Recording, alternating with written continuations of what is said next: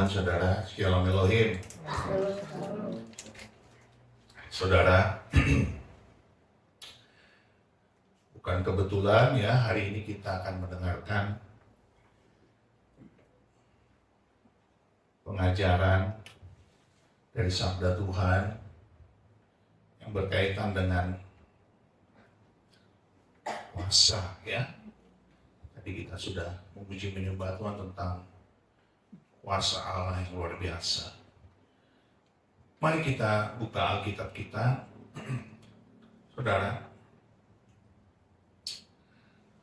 2 Korintus 12 ya, ayat 7 sampai dengan ayat yang ke-10.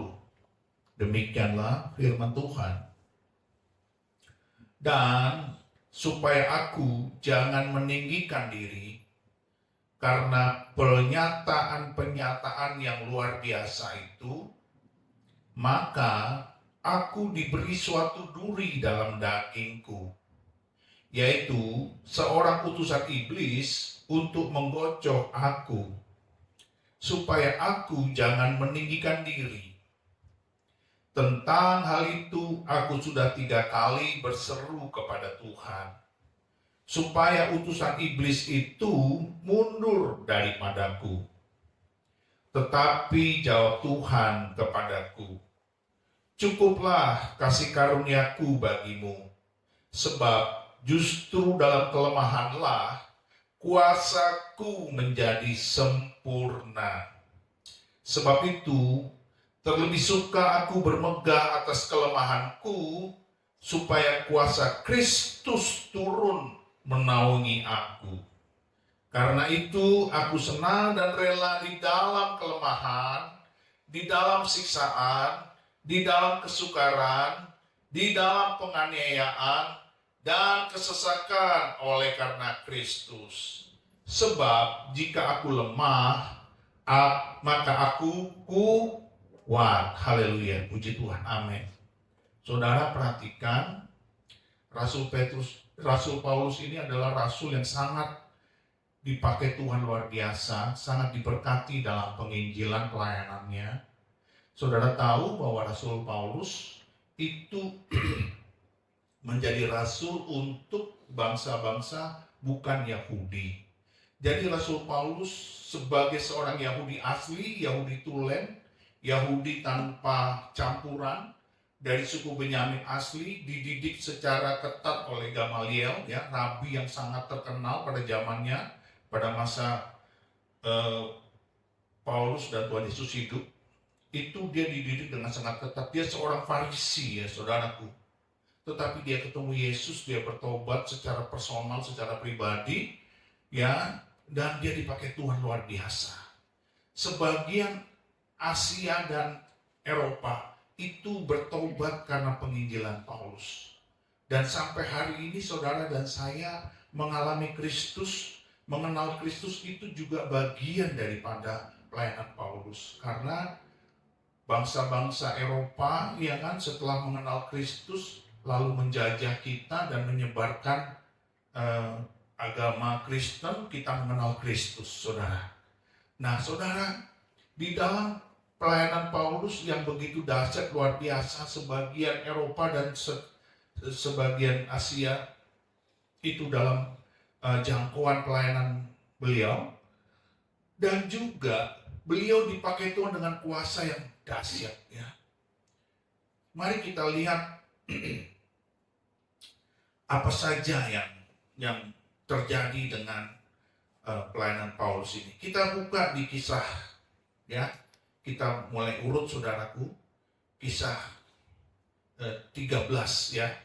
Ini kita tandai ya, jangan, karena saya ingin menggambarkan bagaimana sebuah pelayanan yang dahsyat dipakai Tuhan, tapi di sisi lain Paulus juga mengalami siksaan, mengalami penggocohan oleh kuasa iblis, dan dia sudah berseru kepada Tuhan, tetapi Tuhan tidak memberikan dia kelepasan atau kebebasan. Mari kita melihat nanti, merefleksikan dengan diri kita ya. Kita lihat di Kisah 13 ya saudaraku. Kisah 13, Kisah Para Rasul pasal 13 ayat 8 sampai dengan 12. Demikianlah firman Tuhan. Tetapi Elimas, demikianlah namanya dalam bahasa Yunani, tukang sihir itu menghalang-halangi mereka dan berusaha membelokkan gubernur itu dari imannya. Tetapi Saulus juga disebut Paulus yang penuh dengan Roh Kudus menatap dia dan berkata, "Hai anak iblis, engkau penuh dengan rupa-rupa tipu muslihat dan kejahatan. Engkau musuh segala kebenaran. Tidakkah engkau akan berhenti membelokkan jalan Tuhan yang lurus itu? Sekarang lihatlah tangan Tuhan datang menimpa engkau dan engkau menjadi buta. Beberapa hari lamanya engkau tidak dapat melihat matahari." Dan seketika itu juga orang itu merasa diliputi kabut dan gelap. Dan sambil meraba-raba ia harus mencari orang untuk menuntun dia.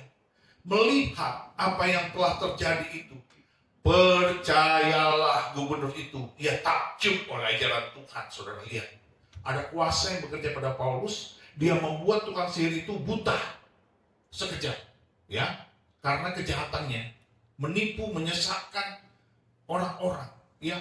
Ilmu perdukunannya, ilmu sihirnya itu membuat orang berpaling dari Tuhan yang esa, dari Tuhan Yesus Kristus, berpaling dan membuat orang sesat.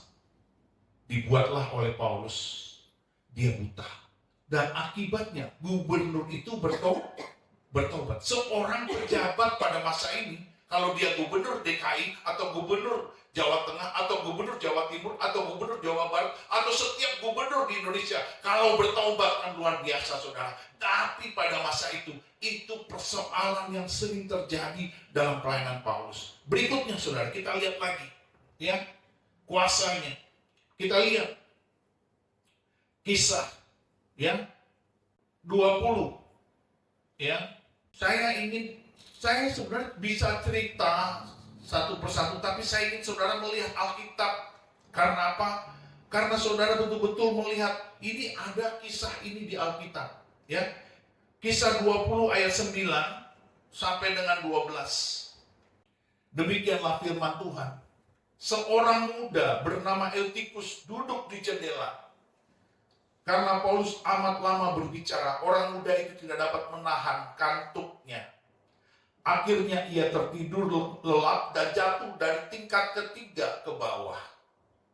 Ketika ia diangkat orang, ia sudah mati. Tetapi Paulus turun ke bawah, ia merebahkan diri ke atas orang muda itu, mendekapnya dan berkata, "Jangan ribut, sebab ia masih hidup." Setelah kembali di ruang atas, Paulus memecah-mecahkan roti, lalu makan.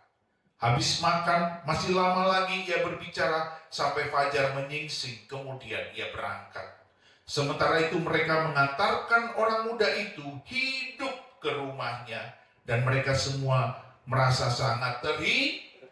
Peristiwa ini membagikan iman gak? Orang mati bangkit dari matinya. Dan ketika mereka cuma mendengar pengajaran, tapi hari itu juga terjadi sebuah manifestasi kuasa Allah. Paulus merebahkan diri di atas mayat anak muda itu, dan anak muda itu bangkit. Ini peristiwa persis kayak Elia dan Elisa. Ketika anak muda mati, Elia menidurkan dirinya di atas mayat anak muda itu, dan anak muda itu bangkit. Paulus melakukan hal yang sama. Saudara lihat, kuasanya hebat gak? Dahsyat gak? Saudara perhatikan itu. Ini firman Tuhan. Jadi saya tidak cerita, tapi saya buka. Kita lihat lagi Kisah 19 ya.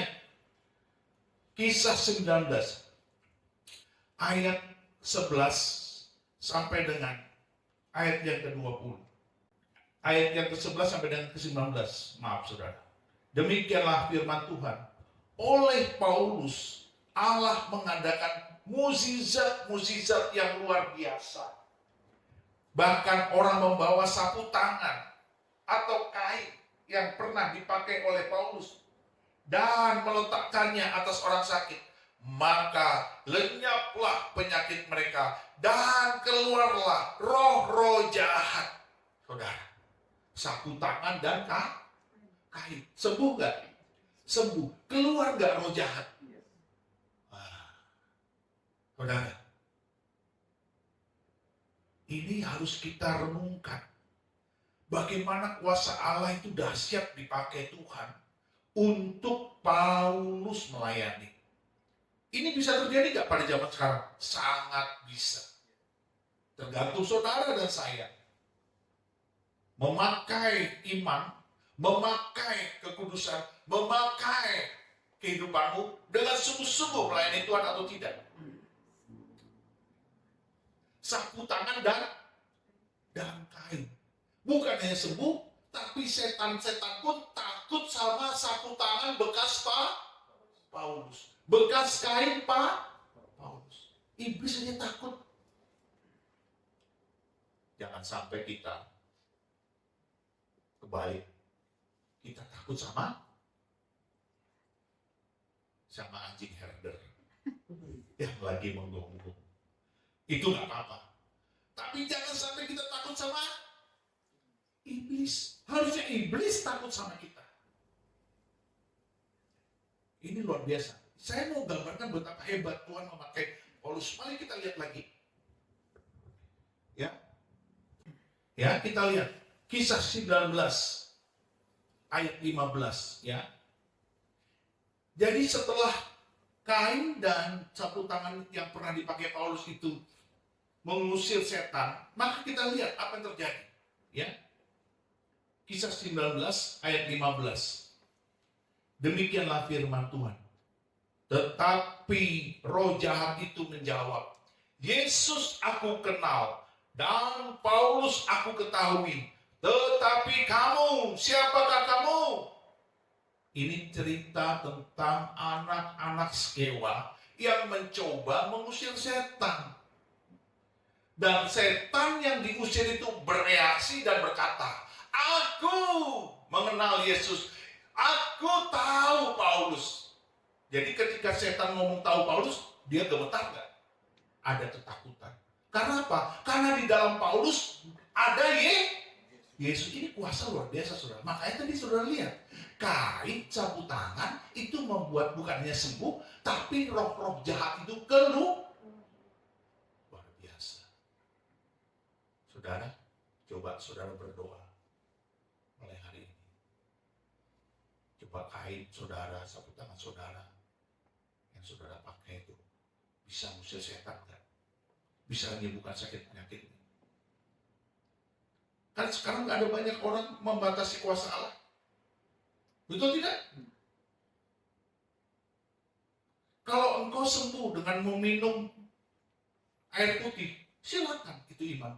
Kalau engkau sembuh dengan ikut perjamuan kudus, makan roti dan minum anggur perjamuan, engkau sembuh, silakan. Itu iman. Tidak bisa engkau lakukan hal yang sama kepada orang lain, tetapi engkau beriman sembuh, pasti sembuh. Karena kuasa Allah tidak terbang. Ini terjadi pada pelayanan Paulus. Sehingga iblis pun berkata, aku mengenal Yesus, aku tahu Paulus, tetapi engkau siapa? Anak-anak Skewa. Maka anak-anak Skewa itu yang tidak mengenal Yesus, yang tidak bertobat, yang tidak lahir baru, langsung digagahi, ditelanjangi.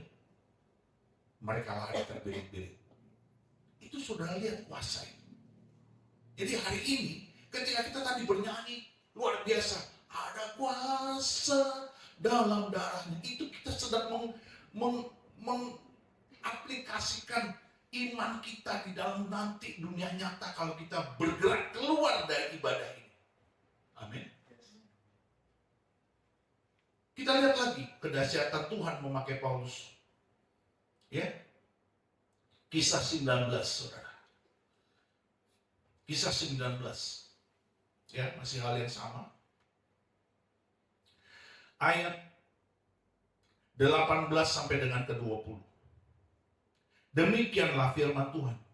Banyak di antara mereka yang telah menjadi percaya datang dan mengaku di muka umum bahwa mereka pernah turut melakukan perbuatan-perbuatan seperti itu.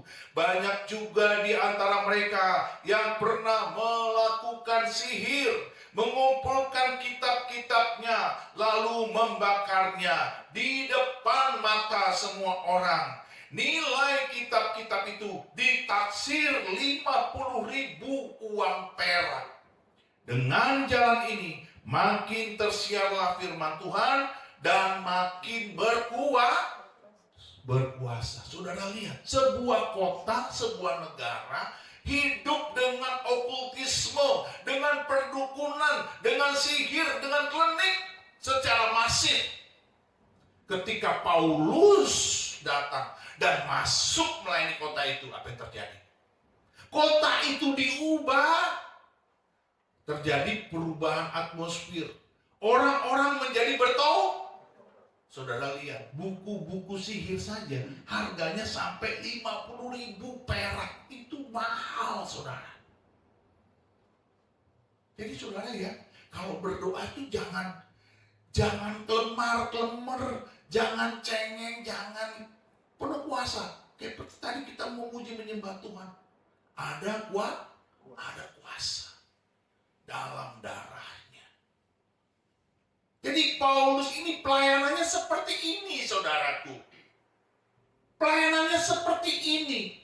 Maka tidak heran dia ditekan oleh iblis. Karena pelayanannya dahsyat.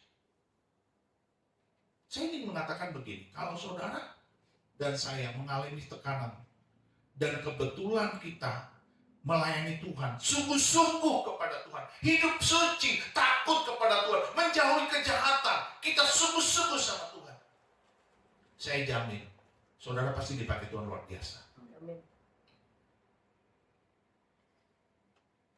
Kita lihat lagi. Kisah 16, saudaraku. Ayat 16 sampai dengan 18, demikianlah firman Tuhan.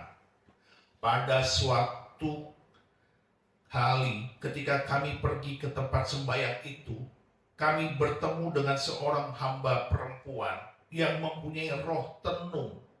Dengan tenungan-tenungannya, tuan-tuannya memperoleh penghasilan besar.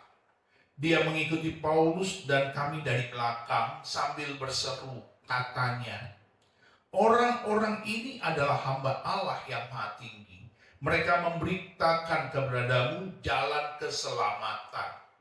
Hal itu dilakukannya beberapa hari lamanya. Tetapi ketika Paulus tidak tahan lagi akan gangguan itu, ia berpaling dan berkata kepada roh itu, demi nama Yesus Kristus aku menyuruh engkau keluar dari perempuan ini. Seketika itu juga keluarlah roh itu. Saudara lihat, pelayanan pelepasannya seketika. Betapa luar biasanya Tuhan memakai Paulus. Jadi ini pelajaran buat kita. Kalau kita dipakai Tuhan luar biasa, artinya kita juga hidup dalam tekanan iblis luar biasa juga enggak? Jadi hari-hari ini kalau saudara hidup dalam tekanan iblis yang luar biasa, gunakanlah kuasa itu dengan powerful. Jangan cengeng, jangan kelemar-kelemar, jangan ambigu. Pastikan dirimu dalam posisi benar.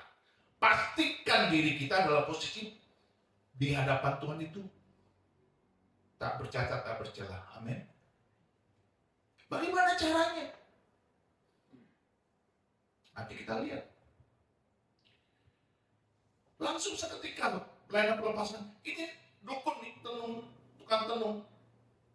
Langsung seketika. Jadi nggak perlu berjam-jam, tidak perlu berlama-lama. Ada kuasa Tuhan yang dahsyat. Kita lihat lagi. Ayat 23 sampai dengan 34. Ya. Demikianlah firman Tuhan.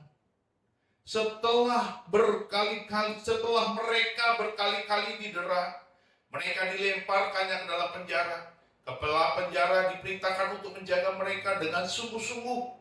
Sesuai dengan perintah itu, Kepala penjara memasukkan mereka ke ruang penjara yang paling tengah dan membelenggu kaki mereka dalam pasungan yang kuat. Tetapi kira-kira tengah malam, Paulus dan Silas berdoa dan menyanyikan puji-pujian kepada Allah, dan orang-orang hukuman lain mendengarkan mereka. Akan tetapi, terjadilah gempa bumi yang hebat, sehingga sendi-sendi penjara itu goyah. Dan seketika itu juga terbukalah semua pintu dan terlepaslah belenggu mereka semua. Saudara lihat, ketika kepala penjara itu terjaga dari tidurnya dan melihat pintu-pintu penjara terbuka, ia mengudus pedangnya hendak membunuh diri karena ia menyangka bahwa orang-orang hukuman itu telah melarikan diri. Tetapi Paulus berseru dengan suara nyaring, katanya, "Jangan celakakan dirimu, sebab kami semuanya masih ada di sini." Kepala penjara itu menyuruh membawa suluh, lalu berlari masuk, dan dengan gemetar tersungkurlah ia di depan Paulus dan Silas. Ia mengantar mereka keluar sambil berkata, "Tuan, Tuan, apakah yang harus aku perbuat supaya aku selamat?" Jawab mereka, "Percayalah kepada Tuhan Yesus Kristus dan engkau akan selamat, engkau dan seisi rumahmu." Lalu mereka memberitakan firman Tuhan kepadanya dan kepada semua orang yang ada di dalam rumahnya. Pada jam itu juga kepala penjara itu membawa mereka dan membasuh bilur mereka. Seketika itu juga ia dan keluarganya memberi dibaptis. Lalu ia membawa mereka ke rumahnya dan menghidangkan makanan kepada mereka. Dan ia sangat bergembira bahwa ia dan seisi rumahnya telah menjadi percaya kepada Allah. Saudara lihat kuasanya. Bukan hanya, saudara perhatikan ya, ini pujian penyembahan yang bukan hanya sekedar pujian penyembahan yang mengenakan telinga, tapi memberikan kuasa. Sendi-sendi penjara goncang, lalu itu belenggu-belenggunya lepas. Bahkan pintu penjara terbuka. Tetapi yang paling dahsyat apa? Kepala penjara dan seisi rumahnya bertobat. Ini yang paling penting. Berkat rohani adalah keselamatan itu paling penting. Saudara, ini kalau kita melihat pelayanan Paulus seperti ini, kita bilang apa? Tentang 2 Korintus 9 tadi, 2 Korintus 12 tadi. Mari kita buka kembali ke situ. Ya, 2 Korintus 12 ini ayat 7 tadi. Dan supaya aku jangan meninggikan diri. 2 kali dikatakan di situ. Karena pernyataan-pernyataan yang luar biasa itu, maka aku diberi suatu duri dalam dagingku, yaitu seorang utusan iblis untuk menggocok aku, supaya aku jangan meninggikan diri. Saudara lihat itu 2 kali. Yang pertama supaya aku jangan meninggikan diri, yang di akhir juga supaya aku jangan meninggikan diri. Saudara lihat, ini sangat berbeda. Ya, kita mengenal Paulus ini orang yang sadis, orang yang sangat kejam, orang yang sangat radikal, fanatik, dan dia siap mati untuk membela agamanya pada masa sebelum bertobat, yaitu agama Yahudi.